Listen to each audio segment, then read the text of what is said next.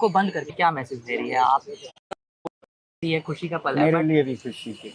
Unfortunately हम एक ऐसे मोमेंट पे मिल रहे हैं जहाँ चीजें थोड़ी सी चिंताजनक है, टेंस्ड है, क्योंकि टाइम कम है। मैं एक छोटी और ईमानदार बातचीत आपसे करना चाहता हूँ। मैं एक वीडियो से सर शुरू करना चाहूंगा।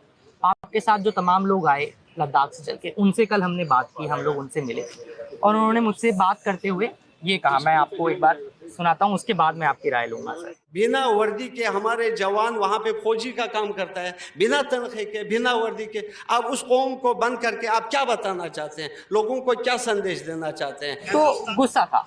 उन्होंने कहा कि हमारे लोग, लद्दाख के लोग बिना वर्दी के आर्मी की मदद करते हैं, आप उनको बंद करके, दिल्ली पुलिस उनको बंद करके क्या मैसेज दे रही है? आप किस तरीके से इस पर रिस्पॉन्ड करना चाहेंगे? मुझे नहीं पता दिल्ली पुलिस को ऊपर से क्या आदेश मिले।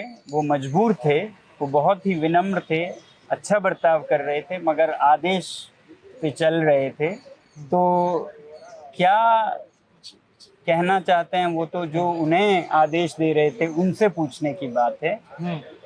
क्यों वो इतने हड़बड़ा गए? 150 पैदल निहत्थे यात्रियों के, जिनमें से आधे तो मतलब 70 से ऊपर साल के हैं, 80 से ऊपर के थे। तो ये तो आप उन्हीं से पूछिए। दिल्ली में आप कई बार आए होंगे सर। इस बार स्वागत जो हुआ उससे भी बहुत बुजुर्ग लोग थे, आपसे भी उम्रदराज लोगों से कल मैं मिला और उन्होंने कहा कि ऐसा तो नहीं सोचा था कि ऐसे सरकार स्वागत करेगी। कैसे रहे वो 48 घंटे आपके, जब आप डिटेंशन में थे? क्या नहीं, थॉट्स आ हमें रहे कोई थे? शिकवा नहीं है, क्योंकि जो होता है अच्छे के लिए होता है। इसी के कारण हमारी आवाज़ आप तक पहुंची, आप यहाँ आए। ऐसे ही सब लोग कान हमारी तरफ करके हमारी संदेश को, हमारे दुख को सुन रहे हैं। तो जो होता है अच्छे के लिए होता है। मैं इस तरह से चलता हूँ। By the time we speak sir, it's already about to be 5 बजने वाले हैं। अभी तक टाइम और नहीं बताया गया आपको कि कौन व्यक्ति टॉप मैनेजमेंट से देश की तरफ से मिलेगा। कैसे देख रहे हैं आप इसको? अब डिसअपॉइंटिंग उम्मीद है अगले कुछ मिनटों में बताया जाएगा, नहीं तो मजबूरन हम कल से अनशन पे होंगे। आप ये ऑन रिकॉर्ड अनाउंस कर रहे हैं, जी बिकॉज ये वीडियो पब्लिश होगा शाम तक, अगर आज जी नहीं आता है तो आप जी अनशन पे जी। होंगे।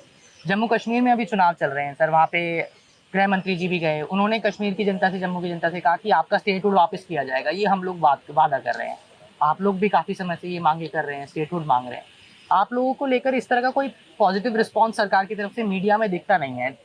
डू यू बिलीव कि लद्दाख की जनता को लेकर, जनता को थोड़ा साइडलाइन किया गया है, जिस तरीके से 2019 के चुनाव में वादे थे? जी, 370 साइडलाइन किया गया है।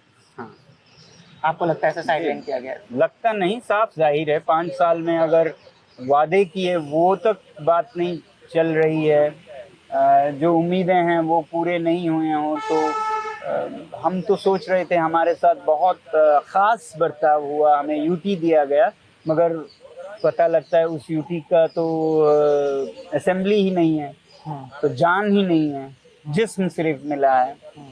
तो फिर जो संरक्षण लिखित में वादों में है, घोषणा पत्रों में है, उस पर बात नहीं हो रही है।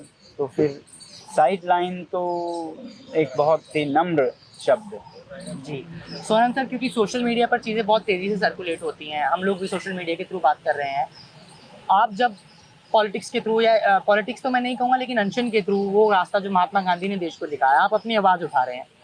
कुछ लोग उस वर्ग से भी आते हैं जो ये लिखते हैं कि ये राजनीति से प्रेरित हैं। हो सकता है कि अपोजिशन ने आपको बैक किया है, इस तरह के आरोप लगते हैं। I am sure you must have been reading. आप किस तरीके से उनसे डील करते हैं? मैं ये पूछूंगा उनसे, अगर ऐसा होता तो हम हरियाणा के चुनाव को लांग कर क्यों आते? हम तो वहाँ प्रचार करते हुए आते। बहुत अच्छा मौका था, हम बस से आए ताकि चुनाव पर कोई असर ना हो। ऐसा होता तो हम कश्मीर से लाते अपने पद यात्रा को। हमने कश्मीर को अवॉइड किया क्योंकि वहाँ चुनाव हो रहे हैं।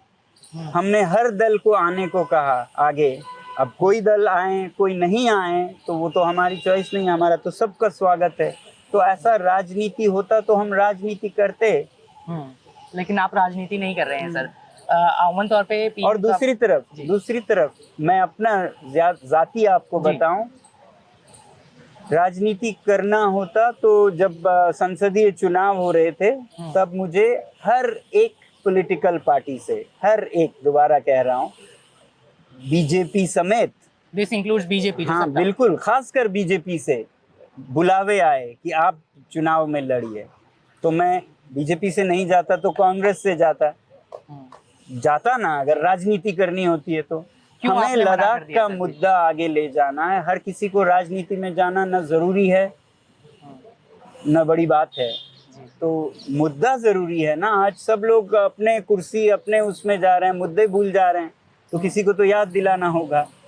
आपको लगता है सर, मैं एक बहुत आम नागरिक की तरह आपसे सवाल पूछ रहा हूँ, क्योंकि देश की राजनीति से हर व्यक्ति कहीं ना कहीं तंग है। आपको लगता है कि हमारी राजनीति में नॉर्म बन गया है कि वादा करेगा नेता, फिर पूरा नहीं करेगा, फिर कोई सोनम वांगचुक खड़ा होगा हाँ, तो एक्टिविज्म इसलिए मैं ऑनरेबल कोर्ट्स जो भारत की हैं उनसे अपील करता हूं कि राजनीतिक जो वादे चुनावों में किया जाता है उन्हें चैलेंजेबल इन कोर्ट करार दिया जाए, उन पर एक्शन हो। कोई वादा करे और उसको पूरा ना करे तो बहुत बड़ा एक्शन होना चाहिए उस पॉलिटिकल पार्टी पे, ताकि कोई वादा बिना सोचे समझे करे ही नहीं, और करे तो उसे पूरा करे। ये बाध्य होना चाहिए हर पार्टी को। अभी तो खुलेआम आप कुछ भी कह सकते हैं, आप पर कुछ नहीं होगा, तो ऐसे में कोई क्यों नहीं कहेंगे? अगर ईमान हो धर्म हो तो नहीं कहेंगे, ना हो तो कुछ भी कह देंगे और आप जीतेंगे।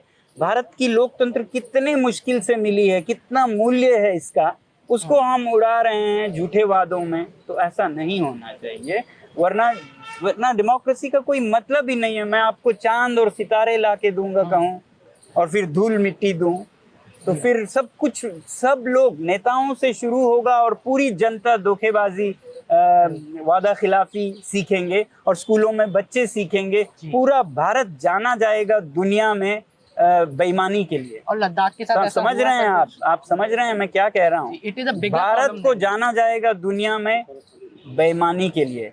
दुनिया भर में इंटेग्रिटी को सबसे ऊपर माना जाता है। आपको पता है जो दुनिया के टॉप 5 देश हैं दौलत के हिसाब से, इकोनॉमी में, वही टॉप 5 ट्रांसपेरेंसी इंटरनेशनल के हाईएस्ट इंटेग्रिटी ट्रांसपेरेंसी के लिस्ट में भी आते हैं। यानी कि जहां सच्चाई होती है वहीं विकास होता है। यानी कि भारत में अगर सच्चाई पर ध्यान नहीं दिया जाएगा तो विकास भी नहीं होगा, और हम अफ्रीका के स्तर पे ही रहेंगे अगर हम उसी तरह से देश को चलाएंगे। जी सर, 2 आखिरी सवाल मेरे आपसे। मैं यही पूछ रहा था क्योंकि लद्दाख के साथ भी ऐसा हुआ, लोकसभा चुनाव में वादे किए गए, आप अभी थोड़ी देर पहले थे कि जनता ने वोट भी दिया फिर, लेकिन उसके बाद जो होना वो चाहिए बोल था, दिया, बताइए आप। जी नहीं हुआ। अब आप होपफुल हैं कि प्रधानमंत्री साहब या गृह मंत्री जी या राष्ट्रपति आपसे मिलती हैं, आप क्या पहली बात उनसे कहेंगे मिलकर? अगर नहीं, मुझे ये उम्मीद है कि अभी भी उनसे देर हुई है और अंधेर नहीं है। यही उम्मीद करना चाहूँगा कि वो बहुत सम्माननीय नेता हैं, उनसे देरी हुई है, मगर सूनर रादर देन लेटर इस पर ध्यान जाएगा। यही आश्वासन लेना चाहते हैं, इसीलिए हम मिलना चाहते हैं कि इसे भूल नहीं गए हैं, व्यस्त हैं या जो भी है, मगर देर है, अंधेर नहीं है। ठीक है सर, आप दिल्ली पहुंचे, एक लास्ट सवाल मेरा आपसे। आप दिल्ली आए, आप एनवायरमेंटल एक्टिविज्म की बात करते हैं, क्या चीज़ें क्लाइमेट के लिए अच्छी होनी चाहिए?